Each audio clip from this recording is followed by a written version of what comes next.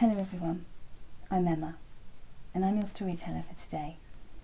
Tonight's chapter is from Trunky the Elephant, and this is chapter 7. As they continued along their way, it became clear that Trolley hadn't had the pleasure of many friends for fear that they would be afraid of him. He now saw that really, at the heart of it, this was a huge misunderstanding, for he would never even in his wildest dreams think of snacking on anyone. Why would he need to when he lived in a world of candy? In fact, as he explained to Trunky, who was getting a little bit concerned as to the welfare of his tusks with all this sugar, because this is a land of magic, you don't have to eat candy. That's just what things are made from. But if you can imagine it, you can eat it here. All you have to do is close your eyes and think hard about what it is you want to eat or drink, and it shall appear right in front of you, just like that. Trunky thought this most impressive, and after all that fizzy, he was desperate for just some usual plain normal water. So he shut his eyes tight, squeezed them even tighter, and imagined a lovely refreshing glass of cool water, and pop! In his hands appeared a tumbler of precisely that, complete with ice and a cocktail umbrella. Trunky was delighted. Not only did this quench his thirst, but it meant he'd done a sort of magic trick, which thrilled him greatly. He wondered what other secrets this place would hold. The trio continued on their travels, until eventually they came to a fork in the road. "Which one should we follow?" asked Trunky. "Well, that depends," said Trolley. "Do you want left, or do you want right?" "Well, I don't know," Trunky replied. "How should I know if I've no idea where either path will lead?" "Easy peasy," said Trolley. "You already know," said Dino. "I do?" asked a confused Trunky, as he wasn't sure he did know. "It's real simple," said Trolley. "Just use your instincts," said Dino. "My what?" Trunky was even more confused now. What on earth were his friends on about? Trolley continued. "I don't know how it works where you're from, but here, in Tumble Bumble Flumpty Floopland, it's quite straightforward. All you do is think with your heart. Almost like a feeling, but stronger and more like a sense of knowing when you've got it right." "So I'll just know in my heart?" said Trunky. This sounded almost like another magic trick, and so he was keen to give it a try. "Yes, exactly. You'll know, but in your heart," said Dino.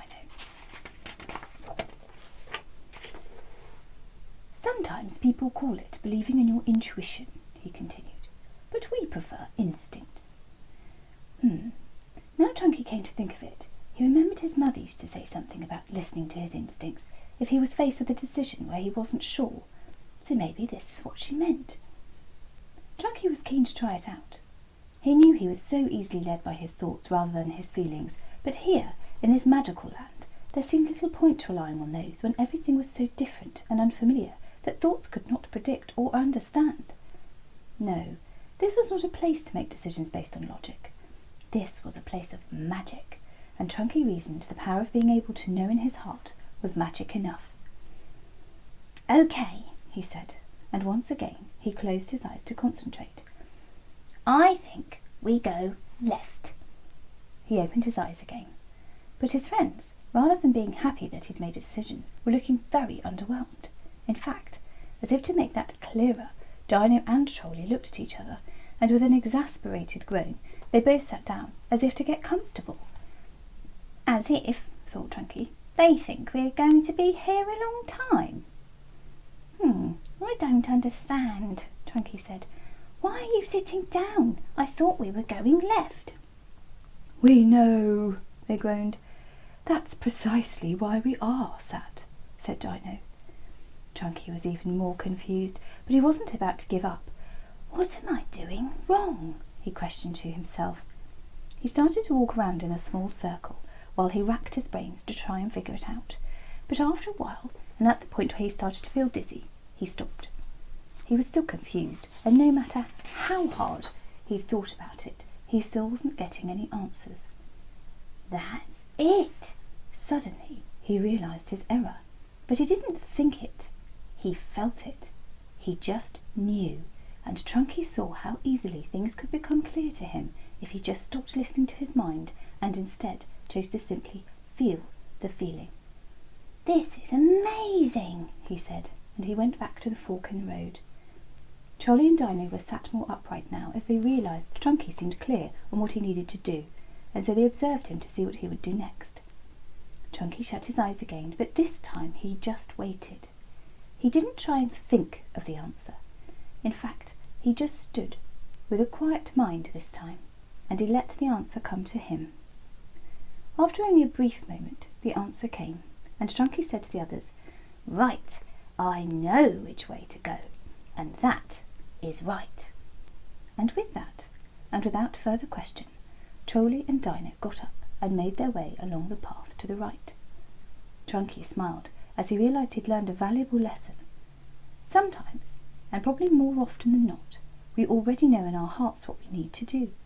The challenge is in quieting our minds long enough to allow our feelings through. "If I could get better at this, I know I'd make better decisions for myself." But this time, Trunky didn't think it. He knew it to be true. And that's the end of tonight's chapter. Night night. Sleep tight. See you soon.